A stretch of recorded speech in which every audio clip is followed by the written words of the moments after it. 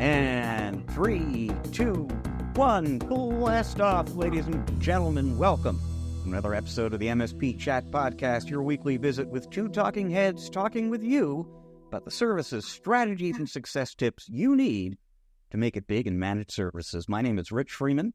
I am Chief Content Officer of Channel Master, the organization responsible for this podcast, and I am joined, as I am every week, by your other co-host, Eric Simpson, our Chief Strategist at Channel Master. Eric, how goes it? It's going great, Rich. Now that we've solved some technical issues for this particular episode of our podcast, it sounds like we can forge ahead now. What do you think? I agree. And I can't help but think to myself, what technical problems that we can't fix or diagnose ourselves. If only there was an MSP in the house. And of course, we've got nothing about MSPs in the audience, but can't get their help on this particular moment here. But I think we're ready to go, Eric. So let's, we've got by the way, folks, stick around. We're going to do our usual story of the week and tip of the week, but we're going to be joined by our fellow Channel Master colleague, Andrew Smith, to talk about digital marketing a little bit later in the show. So you're going to want to be around for that. But let's dive into the story of the week first. And this is derived from a recent post from my blog, Channelholic, which our audience can find at channelholic.news. And it was about customer experience. I'll be really interested to get your input on this because, Canalys and Enable recently published some data. They are projecting that there are 340,000 companies this year worldwide who are going to be billing at least some money for managed services. And it's going to add up to $500 billion actually in 2024. But the key number there is the 340,000 companies. It's a little bit hard to stand out in a crowd of 340,000. And so if you're just doing the generic network management, device management, M365, you are running a risk basically of being commoditized. And so what can you do to set yourself apart a little bit? Well, maybe you're going to specialize in security. Maybe you're going to specialize in AI, for example. There is the possibility, though, and I think it's a somewhat easier route to pursue than investing in skills in AI and security, for example. There is the possibility to just get better at customer experience because there are a lot of MSPs out there who aren't especially good at that. So what are we talking about? Customer experience. This is not customer service.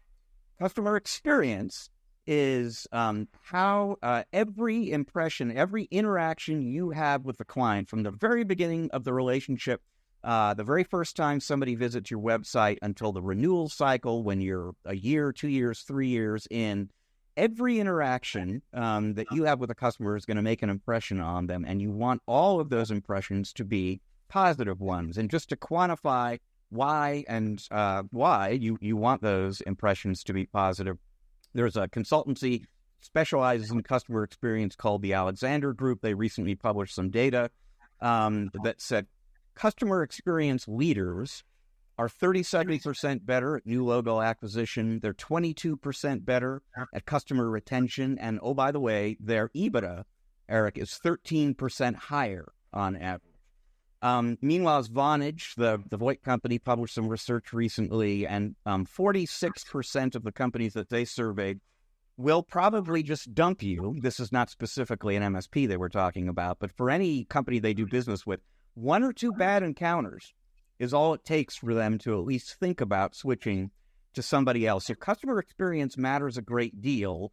And there are some pretty simple things you can do to get better at that. And I'll just sort of focus on one in particular, which is to appoint yourself a secret shopper. So go ahead and test out every impression that you make, every touch point in that relationship and that life cycle with the customer. See what happens when you go to the website. Is that a good experience? Go ahead and ask for somebody to follow up with you and talk to you about a business need you have. How long does that call take to arrive?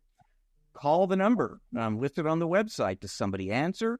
If you leave a message, does somebody get back? And you can just go from there, folks, and see what the experience feels like yourself. Every place you are not 100% sure this is a great experience that's going to turn you into a repeat customer, look to enhance that. And I really do think, Eric, given that customer experience is not a strong point for so many MSPs, that might be all it takes for a lot of folks in the audience to differentiate themselves from that, 339,999 other MSPs out there who are otherwise doing the same stuff. Wow, Rich, this is such a unique differentiator in the sea of sameness that I hope our listeners take heed of, because, when I had my MSP practice, we were at the very, very beginning of managed services. In fact, we called what we were doing flat rate IT services. We were still in that kind of transactional mindset. We really were trying to explore what the distinction and differentiator was for our clients and our prospects. And because it was so new, that was the differentiator. It was that, the ounce of prevention is better than a pound of cure. It's always more cost effective to do preventative maintenance than it is for reactive firefighting. And so that was a unique differentiator. Fast forward today, 15 years later, there are 340,000 of you out there. What is the next level of differentiation? We talk a lot, Rich, about being more strategic. And that's great, but it's the experience that really gets your clients to stay with you and to refer you to other business opportunities. And it's the reason why, we see all aspects of anything that we do as a consumer being defined by that experience. Think of a very highly regarded, luxury, expensive automobile brand, and think of the experience in that dealership, if you've had the opportunity to experience that, and in another dealership that isn't perceived as being so high level and luxurious. I mean, I've been in some very high level dealerships. Not that I've purchased these vehicles, but just, I'm curious. Let's see what it's like. And boy, the lounge area, they offer you food and cappuccinos, the experience, the pampering. And even when you bring your automobile in, services included. While you're there, they'll give you a loaner vehicle, which may even be nicer than the vehicle that you have purchased, right? So it's all of that experience, and clients will pay for that experience more than they will pay for sometimes what they consider other, what you think is of value, but they don't. So it's the experience that matters. And I would argue, Rich, that when we've had long-term clients, because I've had them, I experienced this, and they churn out and you're trying to figure out why, it's because they're not feeling that same level of specialness, that VIP treatment. You signed them up 10 years ago and they were one of a handful of your clients and you were loving on them, giving them that experience. And as you grow, right, we tend to forget that. And some clients will pay more for that. So that should be something that we bundle in to every bundle of services that we provide clients. Now, it doesn't mean that we're going to treat every client the same, but to your point, Rich, every interaction that they have with us as an MSP, as a service provider, has to be top level. We've got to provide that luxury experience for clients at every level so that they feel that differentiation against those 339,999 competitors that we're competing against. And if you think about the businesses that you interact with in your personal life, at least as much as in your business life, the ones that really get customer experience right, there's no way you would think about switching, right? It's like it's always so great to talk to those people, to deal with those people, the experience of interacting with that company or using their app or whatever it is. It's always so seamless and easy and effective. Why would I even think about going somewhere else? That's where you want to be.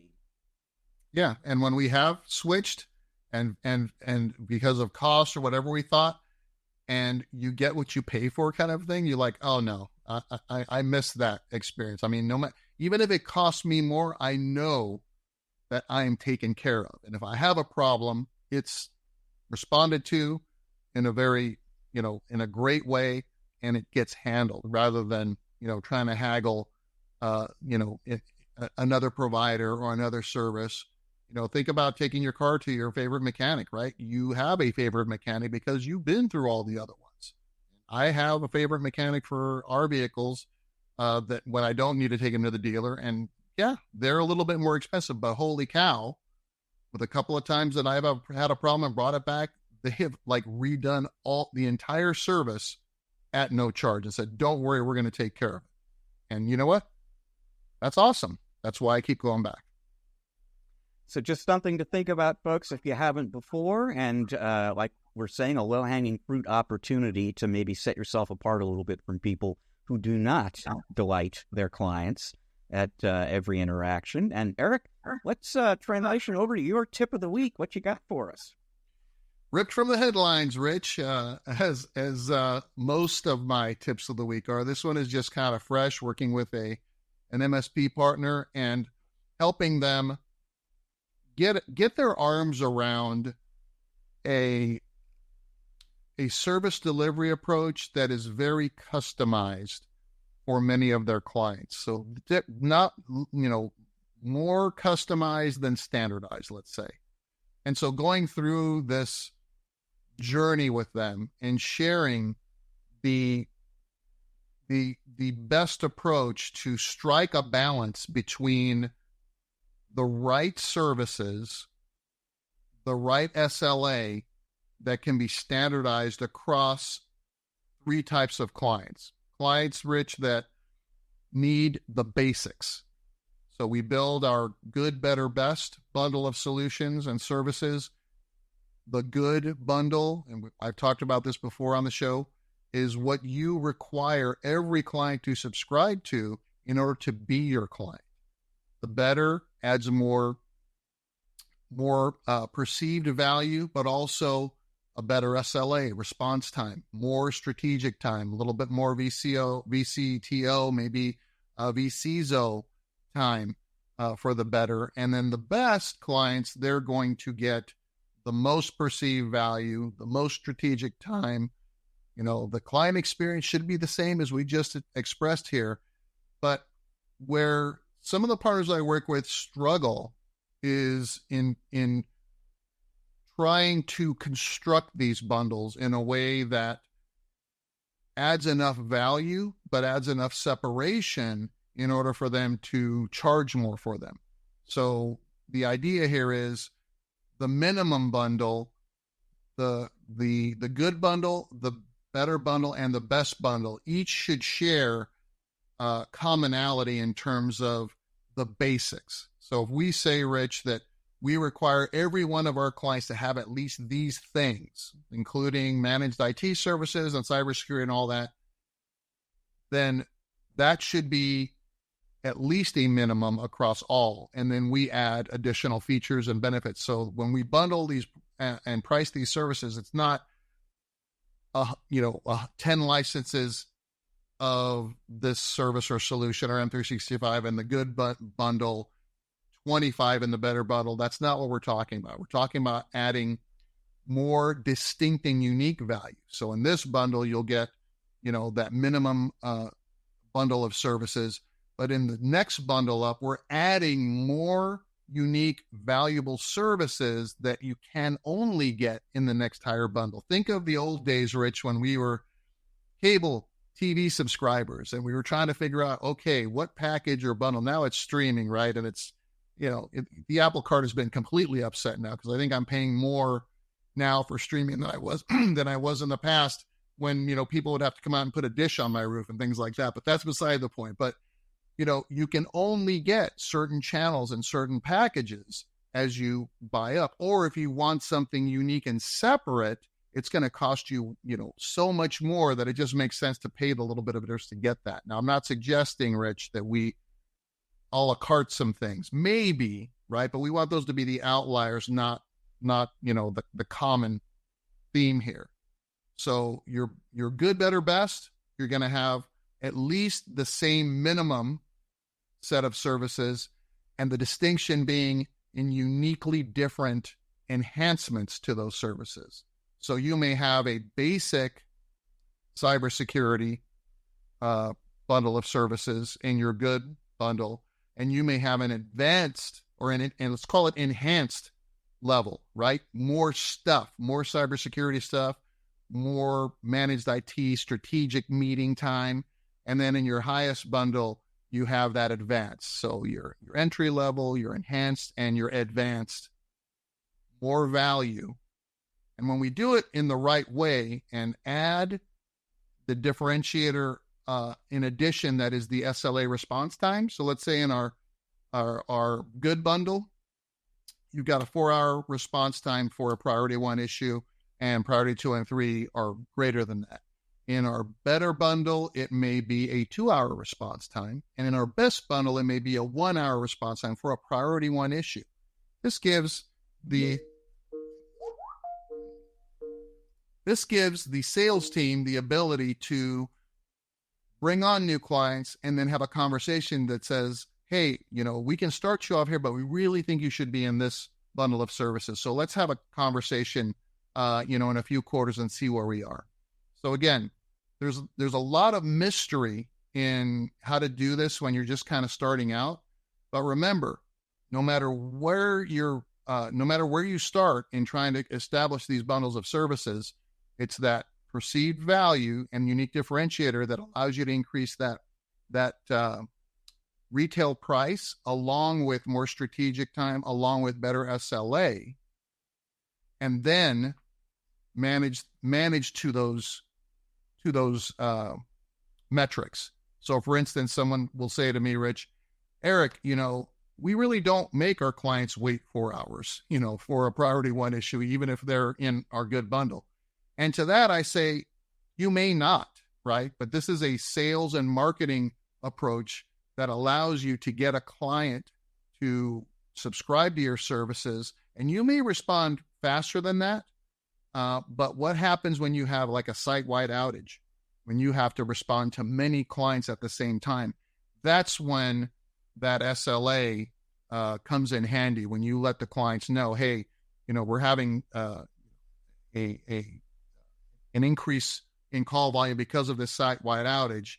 So, we will meet our SLA to you, or our response time is X or what it is. And you can automate some of this in your PSA based upon the ticket that's being opened, prioritizing what type of issue it is, and then aligning that with the appropriate SLA response time. In fact, that's something I like to do anyway.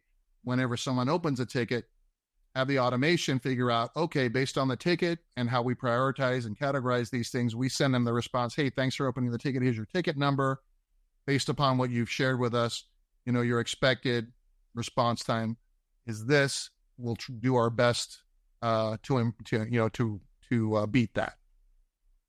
So we're going to have to move on to our interview segment here in just a moment here. So we don't, unfortunately, have the time to get into the specific mechanics of this, but I will just quickly point out, best-in-class MSPs do have good, better, best packages, different labels attached to those typically, and they're separated from one another in exactly the way that you talk about in my experience covering MSPs. Thing to keep in mind is that research, and this is not specific to IT, just in general, that you give a customer 3 different options, the science says they're going to gravitate towards the middle one. So just think very carefully about the better in that good, better, best trio there, and think about the pricing and the margin and so on, because you're going to have a lot of people kind of land there. And then, as you were saying, Eric, over time, you want to get them up to best. You want to get everybody up to best. But just be aware, you're going to have a lot of betters going in. And that's the intention, Rich. I know we're running short of time, but I just will say, if we do this correctly, what we tend to find is 60% of your clients will take that better option. 25% will take the best option, leaving only 15% to take the good option. So think about that. So it makes a difference. And look up the power of 3 in your browser, and just understand that that's why we do 3. We don't do 2 options. We don't do 4 options. It's the power of three that's the special kicker here. And I'll leave you with that. And it's a great place to leave, folks. Folks, we're going to take a break now. When we come back on the other side, we're going to be joined by our channel-mastered colleague, Andrew Smith, for a conversation about digital marketing. If you're not really thinking about digital marketing a lot, you're not quite sure why it might be relevant to you, trust me on this. This is going to be a very interesting conversation to you, because Andrew knows a ton about how to generate leads online, and you're going to learn some very specific, actionable examples of that in a moment. So stick around. We will be right back.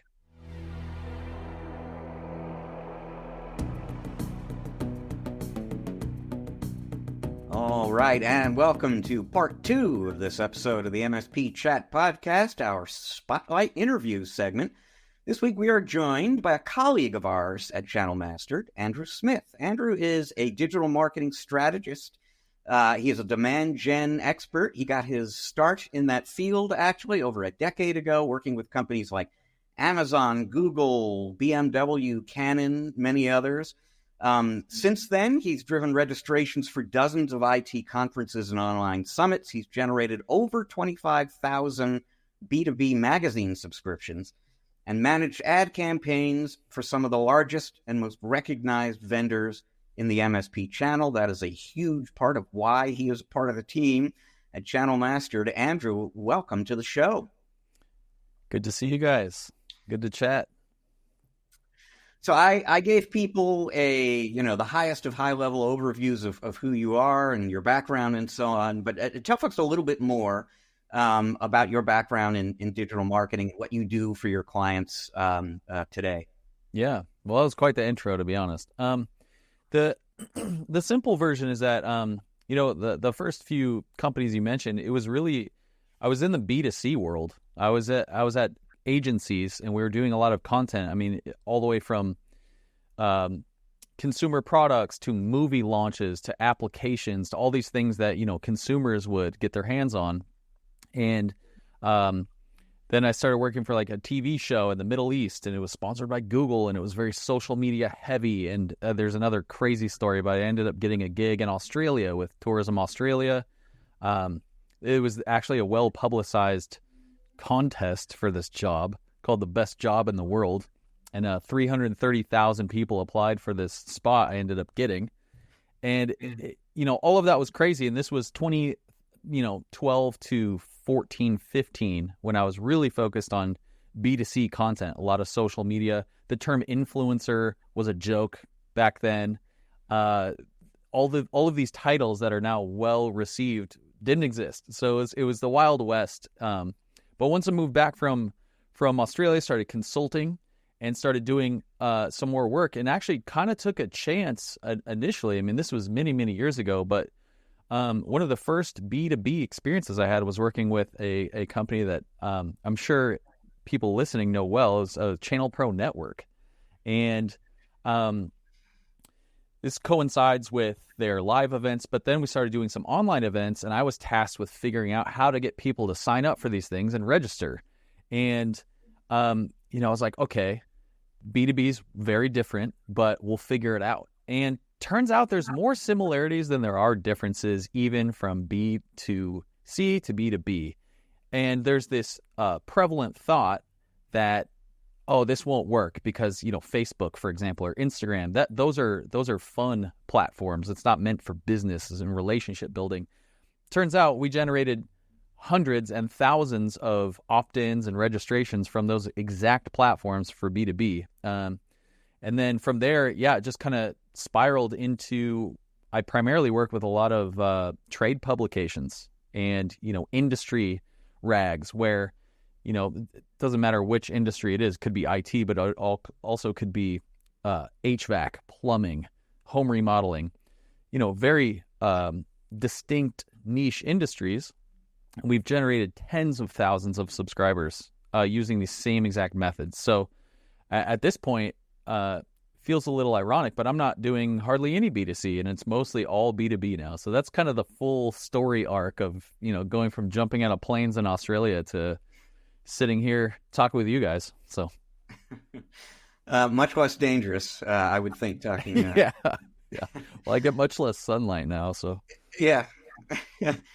So I should say for folks who don't know, on top of his many other talents, Andrew is an excellent writer. He's contributed a number of posts to the Channel Master blog, which you can find under articles on channelmaster.com. There are two particular posts that you've written for us that I kind of want to get into a little bit here, because some of what you've written about before I think would be really applicable to vendors in the audience. But I want to talk about something that I think every MSP in our audience cares about, is going to want to know about, which is the secrets to effective lead generation through digital marketing. And so the first of these two posts that you wrote was about building a lead gen offer. There are like 7 principles in that story for how to do that, and we'll get into some specifics here in a moment.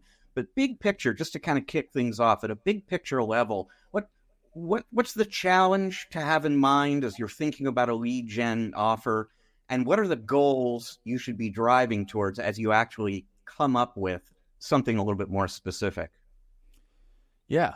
Well, I think it's the same as it's always been, but the stakes are higher now, and it's really, you have to cut through the noise. Social is more saturated than ever because adoption is ubiquitous at this point. 7-8 years ago, it was true. There were a lot of people who still just weren't engaging or on social networks. And so you can see where that idea came from where, B2B is not going to work because plenty of people don't have Facebook accounts, or, TikTok didn't even exist, right? But now it's more true than ever that basically everybody is on social media.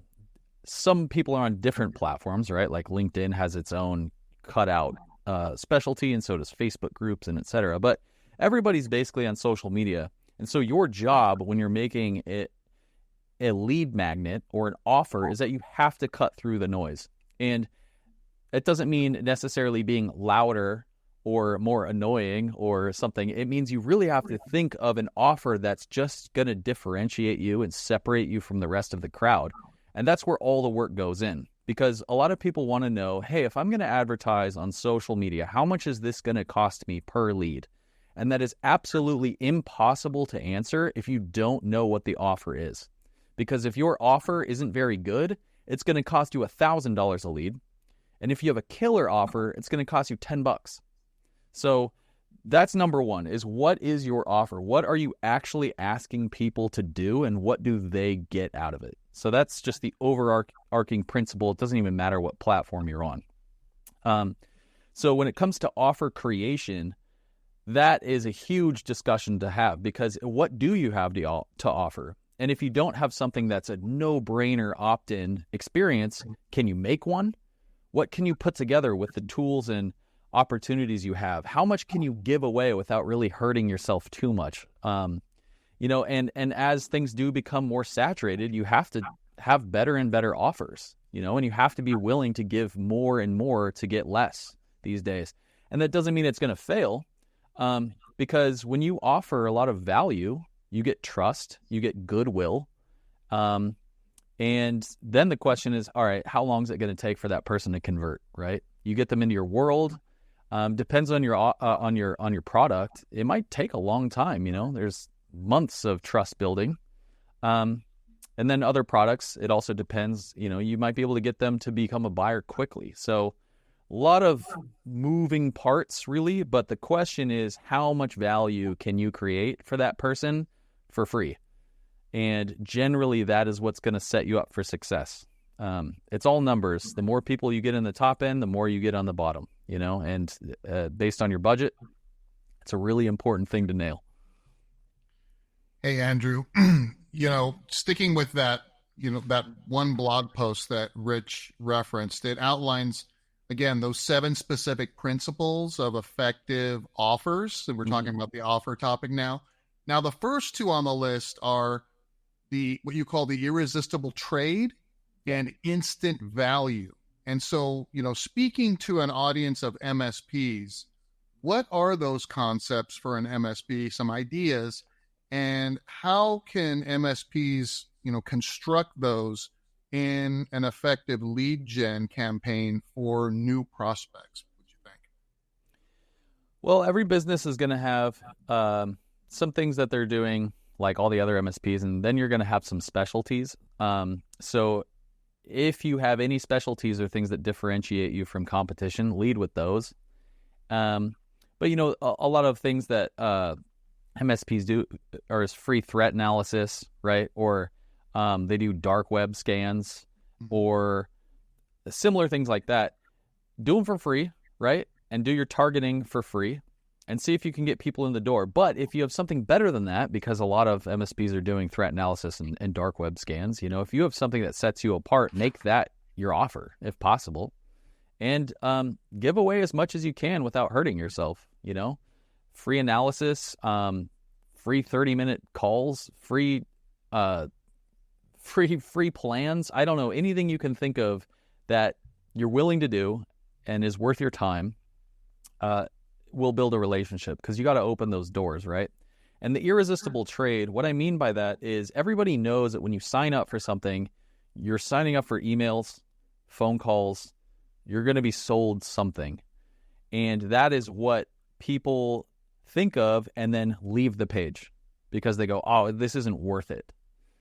What you need to offer has to be worth even getting called and getting emailed, right? It has to be so good that it's worth it. So it really depends on your business and what you can offer, but you need to think about what differentiates you, because this is all about continuity as well. When somebody's in the door and they take your free offer, that should be the first step, and the next steps have to be obvious too to keep working with you. Can't really be like disjointed, like, hey, get a free Amazon gift card, but then, you know, get our managed services. It just doesn't flow. So step one has to lead into step two. But beyond that, yeah, try to make it as irresistible as possible, you know, and even if it makes you wince, even if it hurts a little bit, to give away that much value. In the end, if you get a good client out of it, you won't care. Yeah, I mean, I've seen that that strategy work well with partners, and then I've also seen it fail miserably. Like where it fails miserably, the ones that I've seen, Andrew, are like, you know, your first hour of service for free, and then you just get inundated with these calls for unqualified prospects, right? So you have to be really careful, I would think, in how you're targeting that message. Any thoughts on that side? Well, I think the targeting might be good, but maybe the qualifying is bad. So forums themselves are amazing because they will do most of the work for you if you ask the right questions. And like I mentioned before, in this B2B space, especially for magazines that are audited by third parties, we have to ask so many questions, like to the point where I initially thought years ago this wasn't even going to work. Like 26 to 28 fields. How many employees do you have? Check every single box of every specialty you have. Give me your address, all your phone number, like so much information that I was convinced it wasn't going to work. But people really like community and they really like free magazines. I'll tell you that much. But the qualifiers in there, if you're not in that industry, that form is actually impossible to fill out. So in the same way, you need to build your forms in a way that is borderline impossible to fill out unless you're the right person. And if you can't do that within the form itself, have a second step where somebody follows up and say, hey, we just want to check on, 2 or 3 more things to make sure it's the right fit, and do it that way. Because, you don't want to give away your time, because time is money, and have them not turn out to be qualified individuals. But a lot of times that happens on the front end, not the back end. So I would really advise using your form as the gatekeeper up front, and if you need to, put a person on it on the back end to further qualify it. Just say, hey, this is part of our process, Yeah, I've also seen a tactic used, Andrew, where it's kind of a, complete this questionnaire and see if you qualify for our special thing or this or that. A certain way to say, you're going to, you have to be vetted a little bit in order to qualify for this thing. So I think it's a little bit of trial and error, A/B testing, maybe. I mean, what are your thoughts? Yeah, and you can also make your offer kind of two pieces, where there's this very low-hanging fruit thing that is attractive, interesting, builds curiosity, tools, calculators, those types of things. And you can even mention this other amazing offer like free service, free analysis, free on-site consultation, something like that.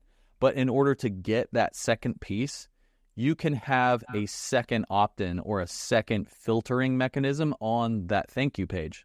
Hey, thanks so much for opting in. You're going to love this first thing, but let's talk about that second thing real quick. Here's what you're going to get. You resell it for 30 seconds, and then you say, but look, this is so good, and we get so much interest in this that we have to do the following to make sure that it's worth our time, because we don't have enough time to actually fulfill all the interest we've got.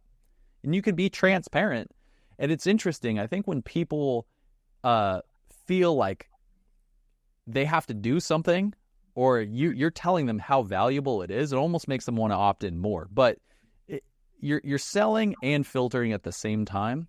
But, I think this comes up in another blog, but never waste a thank you page.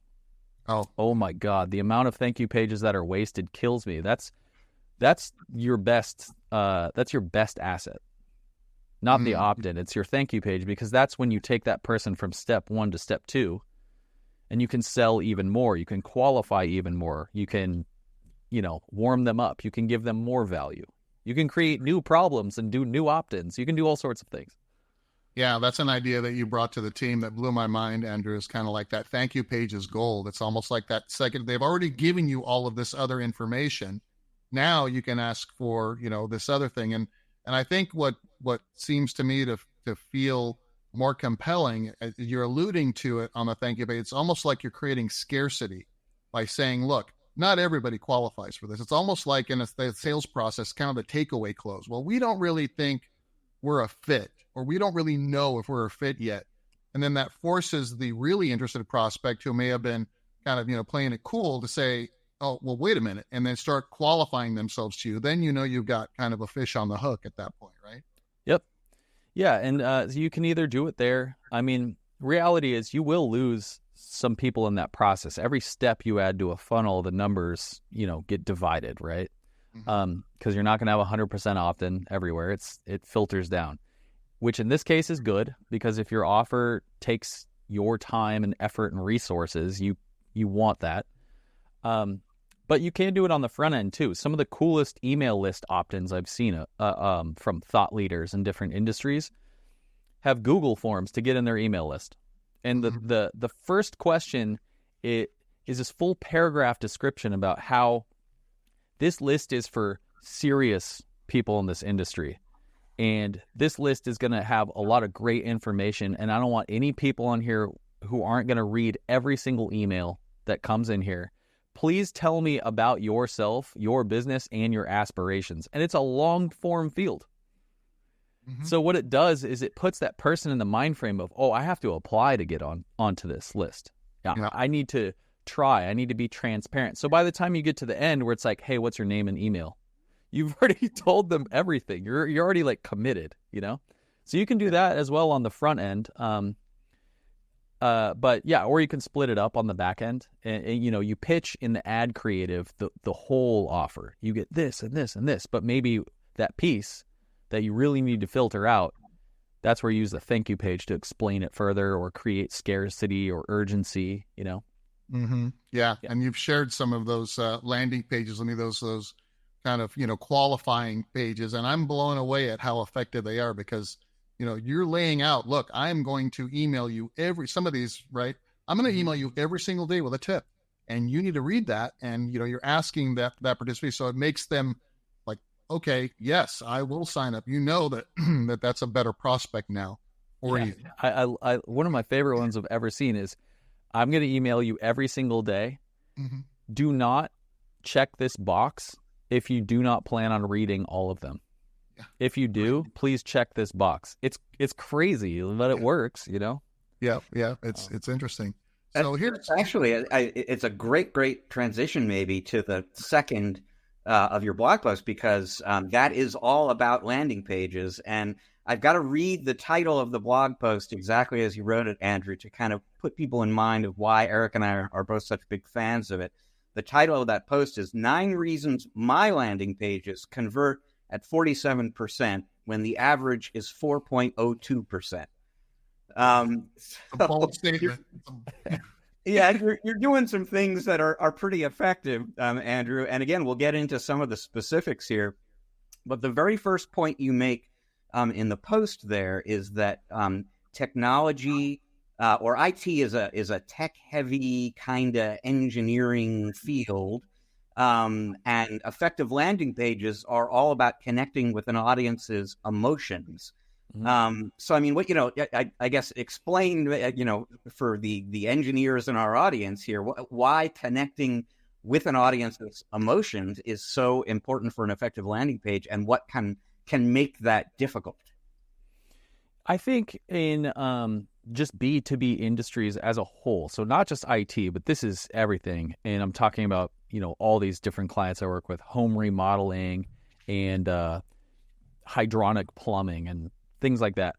These magazines are all about tech specs, gear, hardware, firmware, all these things that are really important. And that's what these businesses are tasked with solving for their clients, right? But at the end of the day, their business folds if they don't make enough money, they don't hire the right people, they don't keep the right people, and they don't work themselves to death, working 14, 15-hour days because other things aren't figured out. So you can talk tech specs all day, but a lot of times these business owners, when their head hits the pillow, they're stressed out of their minds, right? Or there's jealousy, right? Man, I'm working so hard, but my peer is doing triple the revenue and just bought a Porsche. And it's driving me insane, And you go to these events and you hear people talk and you hear speakers, and there's a lot of these things swirling in people's heads that don't have anything to do with tech specs, right? So if your product can solve those emotional issues as well as the technical issues, you're going to crush it, because people are emotional beings. There's no possible way to separate that. We do the best job we can when we're at work because it's all business and we want to talk numbers and spreadsheets, but on a landing page, you are appealing to people's emotions. And a lot of times it's, there's these 3 categories that have performed better in marketing than anything ever, and it will be this way forever. It's make more money, relationships, and health. Those 3 categories are the mass of 99% of marketing. And believe it or not, I would argue that any B2B segment can also fit into those. Because if your business isn't running very well, your health is probably suffering. If your business isn't running very well, you probably have wealth concerns, right? Relationships is a bit of a stretch on this one, but there are a lot of angles that you can create, even with the most technical software. What are the emotional benefits that person's going to get? Are they going to get some of their time back? Is their stress going to be lowered? Can they manage this stuff remotely? Can their clients start calling them less, especially the ones that are super annoying? All of these things actually do have to do with the product. And so I think it's important to write copy and write landing pages that acknowledge the human benefits that they're going to receive, as well as the technical benefits. Because at the end of the day, a lot of products are extremely similar. So, you can have a grid that says, this product checks all these boxes, and this one checks most of them except this one. And there's a whole marketing campaign about like one differentiator. But then there's 10 more products that are similar, and it becomes overwhelmed. But if one can reach through to that human element and promise that you're going to be less stressed, a lot of people are going to want that.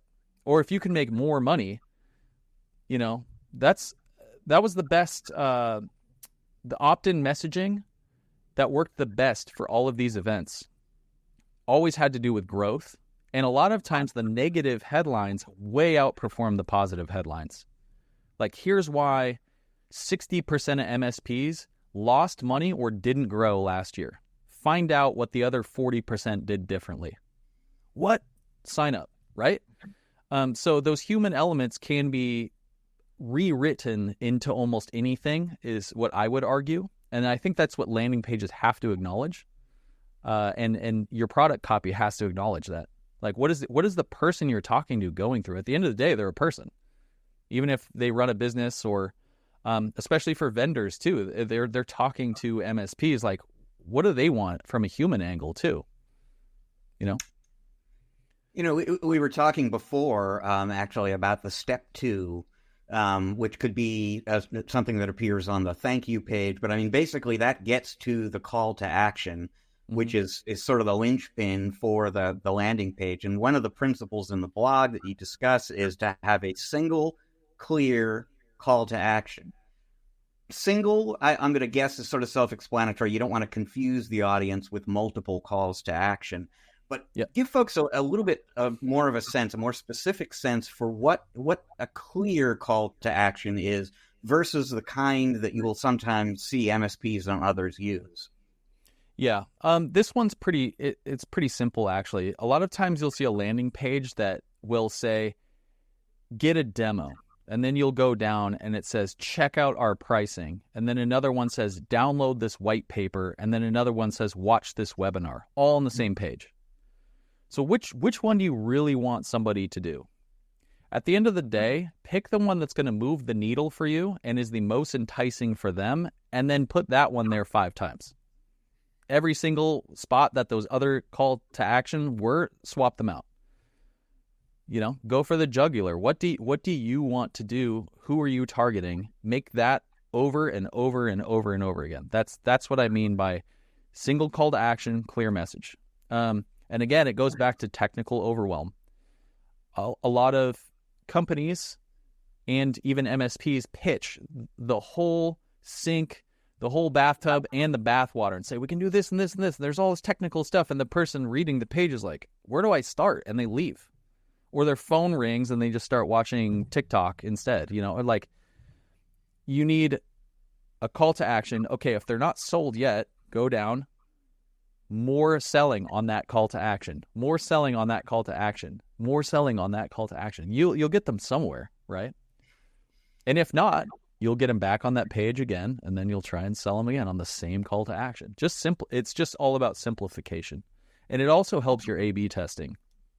Because if you have too many calls to action, too many messages, how do you even know what's working? How do you know what to improve or what to tweak? It's really hard to tell. So simplification is gold in terms of marketing campaigns. Yeah, Andrew, you're such an expert at digital marketing and funnel building and these concepts that are kind of relatively new, especially I think to MSPs who's, and I can speak with authority on this, that, are not good at marketing or even sales because we're so technically minded, right? Speaking about, and I know, I've built websites in my time, and I built some marketing material, and I always get nailed on, obviously an engineer built this thing, right? I mean, because it's just all about, how, it's how we do the thing rather than building this emotional connection and leading someone through to the call to action. You made you've been hammering that point. And we know, those of us that, have tried to become better students of marketing and sales, is people buy based on emotion. So the more emotion you can generate, the more sense of urgency, the more FOMO you can build, gets them to buy. So they buy based on emotion, and they justify that purchase to themselves through logic later. Okay, well, yes, I feel this way. I'm working myself to death. I haven't had a vacation in 3 years. And then, yes, you're speaking to me. I want to buy. And then the justification becomes, oh yes, because I can increase my efficiencies with this product or service, or I can outsource this thing, or I can, market better, whatever that is. You make a point in that blog post, the second one, about simplifying the landing page and just, delete, if in doubt, delete. You're using terminology around, look, don't overthink this thing.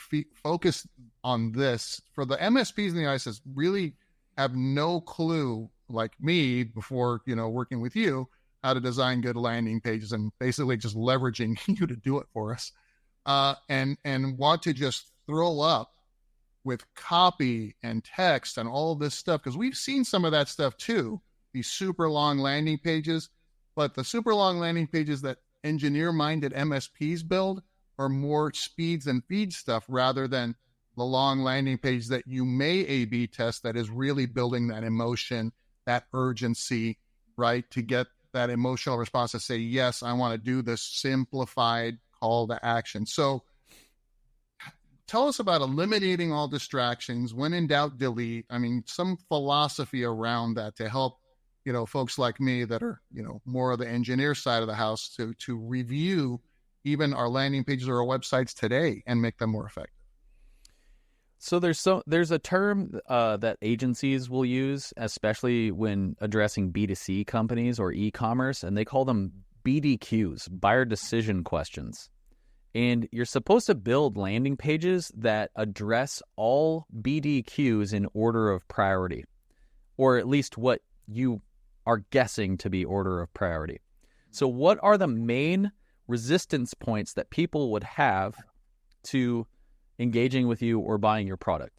You have to answer those, right? It's extremely important because when somebody has a doubt or a question, if you can answer it and you can validate it with social proof, which is even more important, then you're breaking down those walls each time. So you need to answer all those BDQs and basically don't answer anything else. Like there's that phrase like, if they don't ask, then don't tell them, right?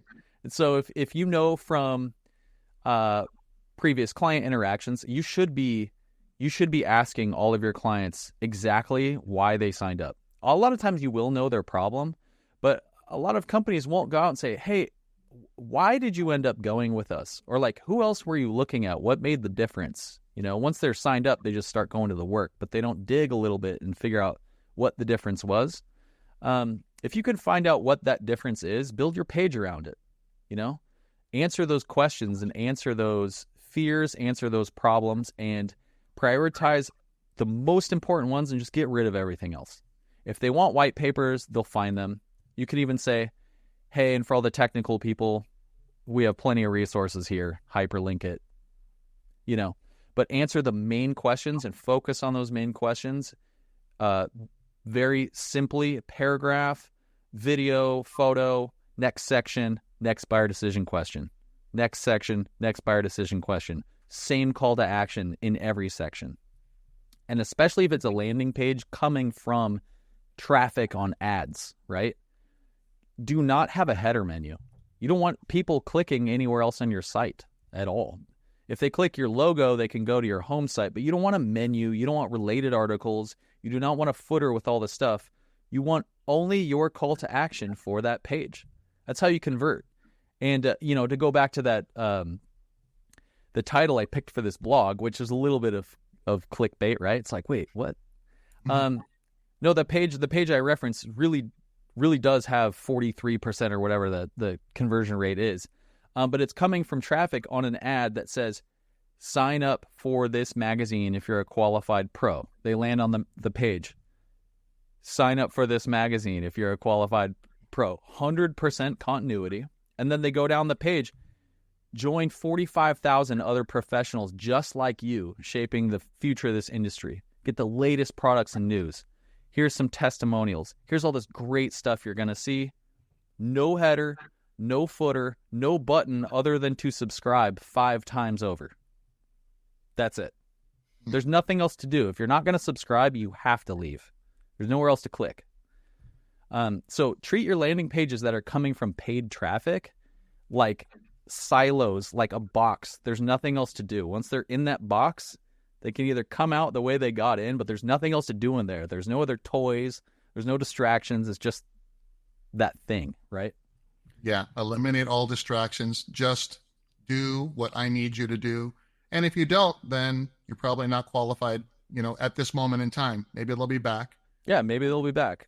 Sometimes it takes people 4 and 5 times, right? And maybe you're lacking a little bit of social proof. Eventually, when you spend enough traffic, the comments on these social sections start to fill up. And if you have a good offer, or you have a good product, people will come back and comment, be like, hey, just got my first issue for like these magazines, right? Love this. Guess what? The conversion rate goes up at that point.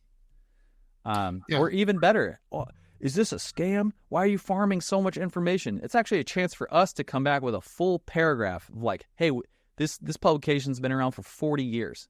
We have this many subscribers. Here's why we asked for so much. We're audited by a third-party company, whatever. Actually helps, you know? Yeah, you touched on social proof. Can you take a few minutes and expand on what that is for MSPs that are kind of curious about it and why it's so important? Yeah, so social proof comes in a few forms. The one I was just talking about is if you're running, ads on social for a long time. It's the Wild West out there. You will get absolute garbage comments. There's no way around it. But people will come out and they will vie for your product or your company or not. And so that can be tough to manage depending on your company's history and product and everything. But generally, if it's good stuff, more people will sign up. But even more important than that is on a landing page, you want client or user testimonials, as many as you can get. And not just like, hey, I took somebody's photo and typed it into the font that's, we're using for this page. Screenshots are amazing. Screenshots from your email, from your text messages, from Facebook Messenger or LinkedIn messages, all different forms showing that no matter where you are, you're getting these great interactions with clients or users, right? You cannot beat the authenticity of that. At the end of the day, why is Yelp and Maps and all these other rating companies or like Amazon reviews, do you buy anything before looking at the reviews at this point? No. And even though it's very contentious, like people go on Yelp and talk about they don't like the way the bathroom smelled, so they'll give it a 1 out of 5. And, you get those reviews. But overall, you can go on and you can learn pretty quickly and trust your gut if you're going to like something or if it's trustworthy or not. In the same way, you need to build as much of that as possible on your pages. So ask your clients for testimonials and ask them via text, ask them via video, ask them via email, ask them via LinkedIn, any way possible, and just screenshot it. Say, hey, do I have permission to just put a little snippet somewhere? It does wonders for your conversion rates. People want to know that they're not signing up for a scam. And so if they see other people interacting or other trusted clients, right? Especially like MSPs, if you have big name clients, throw them on your page. Like, what small business is going to look at a huge company as one of your clients and be like, turned off by that? They're going to love it. It's safety, it's security, So brand images, testimonials, quotes, especially as raw and authentic as possible. Like, literally get on your phone and text some of your clients. Say, hey, we love working with you guys. You're one of our longest standing clients. I would love to hear 1 or 2 things that you think about our company, or like, why do you keep working with us? And ask if you can take that screenshot of what they say back. It'll do wonders for your site. Yeah, I like that rawness. I'm starting to notice that more, as people are clipping from all of these different social networks, specifically just screenshot, like clip. And that, like you said, it certainly delivers the impression, not only that people like working with you, but also delivers the impression that you're everywhere. Right. So that's that subconscious, like, wow, we're getting these testimonies from all of these platforms. These folks are hitters, right? Yep. And I should flip it too. If you're a vendor, right, and you're working with MSPs or users, you need to champion, or you need to go dig and find out the crazy stories that these guys have that your product solved. And you could end up making an entire ad campaign out of that. Like some of the stories that these MSPs have about basically, salvaging absolute crazy situations, or like total crashes and takeovers, or, hacking and all this type of stuff. There might be stories out there that you don't know about because you haven't asked. And so if that's happened, I don't know. It's worth so much money. It's worth a month of fees. It's worth whatever you got to do to go get that story, go get it on video and writing or something. You want those things really bad. And because if you're on a landing page and there's other MSPs just like the one who are telling this amazing story, they're going to look at their own kind saying, wow, these guys saved me. Like what more can you ask for? Yeah, this is great insight, Andrew. So, if you were to speak directly to the MSPs in the audience and say, hey, if I were you, here is exactly where I would start, like 3 things that they could do tomorrow that could improve or get them on the road to improving their lead gen using some of these tactics. What would the top 3 be, you think? Yeah, well, first things first is if you aren't absolutely clear why your clients work with you, go find out. Why are they still your clients and why did they sign up? And go get it in their own words and ask for permission to share that, if possible. So they might not all do it, but some will, and especially the ones that love working with you. Go find out, because that will give you so much data to go back and say, you know what, is the messaging on our site right? Because we keep seeing this trend with people who work with us. Maybe we need to address the reasons why people are signing up with us, not why we think people want to work with us. Go hear it from them. So that would be step 1. And step 2 would be to change your messaging around that. And if you can get social proof, go put it everywhere. And if you don't have social proof, go ask for it. And there are so many mechanisms to help businesses get this. Now there's ones that are like automated, where when new clients sign up, it's automatically asking for feedback, and make it enticing too. Make it so worth their while to give you a testimonial, even if it means giving up some revenue. Like, hey, listen, we're going to give you X discount, or we're just going to, if you do this for us, it would mean the world to us. What can we do for you? Makes a huge impact. And the last thing I would ask is how complicated is your offer? How complicated is your messaging and your site? Is it overwhelming? Maybe look for opportunities to simplify and pare things back. I would just say that in this industry, it just seems like such a common issue because it's tech heavy. There's a tendency to throw everything at a person, and that actually can be one of the biggest turnoffs. So how do you simplify, and how do you position your product to solve the human need? Is that addressed, or is it all technical? Those are the first things I would go look at in terms of connecting with more people and converting more people, and really getting to the heart of the issue. Andrew, always an education for me. Always a pleasure to have these conversations with you. I'm just like Eric. I'm a content guy. I'm not a marketing guy. So there's so much I don't know, but just find intrinsically interesting about this stuff. I really enjoy hearing you share your experiences with us. Now, obviously, I am biased, so I'm going to encourage anyone in the audience who wants to get in touch and talk more about how you can help them to contact Channel Mastered. We'd be happy to put you in touch. But for somebody who wants to get in touch with you, connect with you on social media, or whatever, how can people follow up? Yeah, for this, LinkedIn is great.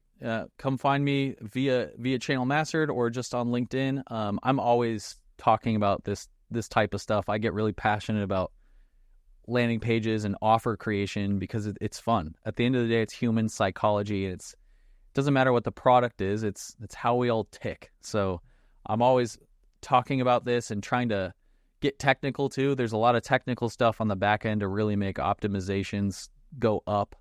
So yeah, LinkedIn's a great spot, or like through Channel Mastered. That'd be perfect. All right. Well, Andrew, thank you again very much for joining us on MSP Chat. Folks, we are going to take a break. When Eric and I come back on the other side, we're going to have a few closing thoughts about that very interesting conversation with Andrew, some thoughts about maybe something else, a little bit fun happening in the news, too, as we wrap up the show. So stick around. We're going to be right back.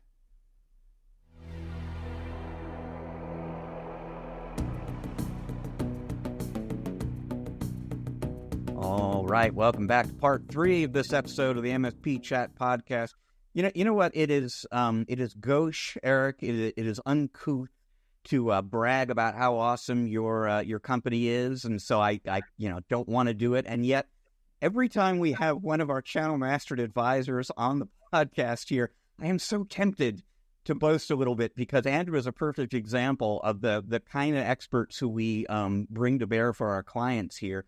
And that conversation, trust us, folks, that was a classic example of every conversation, including the internal ones. Forget about the ones with clients, but even just in internal meetings at Channel Master, every time you talk digital marketing with Andrew, that's kind of what it's like.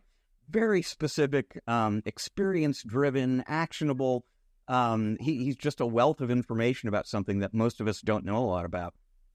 Yeah, he's a time traveler, Rich. He's from the future. I mean, the things that he has been able to overcome, the challenges that he has been able to overcome for our clients and his clients include, the changes in the privacy concerns and data concerns that he talks about, and he talked about during that conversation, and just how difficult it is to cost effectively conduct digital marketing the way we used to 5 years ago. I mean, it was an expectation that we would spend X amount of budget and get this number of leads, but because of all these changes that have happened in the last several years, the crumbling of the cookie, as it were, the cost for that same lead, for that same click, has sometimes, increased to 5 or 10 times what it used to be. So what Andrew's been able to do is overcome some of that to make sure that we can cost effectively continue to market digitally, because the challenge becomes identifying that very specific target audience, because now the lines are blurred and it's very difficult to do that. So it's really interesting, as you say, to get a conversation with Andrew, especially when we're having conversations with our clients, and have him review. I just asked him to review one of our clients' landing pages, for instance, and this is something that we're doing, as part of a digital marketing program for them. And just 30 minutes or so, for him to just come up with, here are the 55 things that need to be fixed on this landing page. Almost like, holy cow.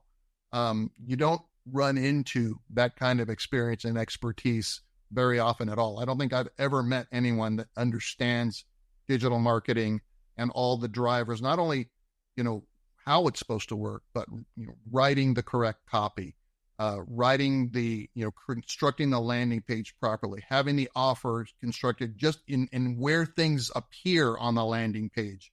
It just blows me away.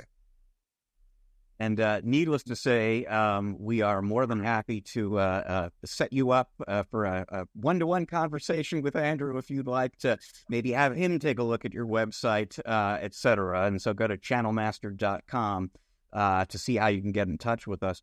But that leaves us with time for just one last thing on this episode of the show. And, Eric, you would think there's no such thing as too much of a good thing. But this story concerns a little too much beer. Actually, it comes to us from a microbrewery in Spring Park, Minnesota called the Back Channel Brewing Company. It is based on a video that went viral not too long ago. They were in the course of kind of doing their work and making beer in the brewery there, and I guess they had a surveillance camera or something going. And in the video, you see one of the workers walk up to one of these big tanks, these big vats, and make an adjustment, and this hatch just blows open, knocks the poor guy. I mean, he flies back like 6 feet, lands on his back, which is a little bit scary, but he pops right up. He's able to go over to this thing and close it up. He's fine. He wasn't hurt by this. So all's well that ends well in that sense. But this is one of those stories, Eric. I love it when somebody takes advantage of something unpredictable like this. So the beer that came flying out of that tank was originally called New England IPA. They have renamed it Blowback, and they're marketing it now as a limited release, obviously. So they're taking advantage of the fact they lost a little of that inventory to kind of turn this into a collector's item with an apt name attached to it, Blowback IPA. Yeah, kudos to the marketing team and the marketing department that came up with that. Like you say, got a couple of lemons here. We're going to make some lemonade out of it. And the video, I think, is the key component there, right? So it's this viral opportunity to say, hey, check this out. Limited time. It's our limited Blowback run. And when it's done, it is done. Nice. All right. Well, folks, that is all we've got for you this week on MSP Chat. We thank you so much for joining us. We're going to be back again in another week with another episode for you. Until then, if you are watching us on YouTube, but you're into podcasts on audio, wherever it is you get your podcasts, Google, Apple, Spotify, you name it, you're probably going to find us there. If you are listening on audio, but you would be curious to check us out on YouTube, you can find us on YouTube as well. Wherever it is you get us, please subscribe, rate, review. It will help other folks find the show and enjoy it just the way you are. So we appreciate that very much. This show is produced by the great Russ Johns. He can produce podcasts for you. To learn more about that and more about him, check out russjohns.com. Channel Mastered is the company responsible for this podcast. You can learn more about us and learn how to get in touch with us at channelmastered.com. And so, folks, once again, we thank you for joining us. We'll see you on the next episode of the show. Until then, please remember, you can't spell channel without MSP.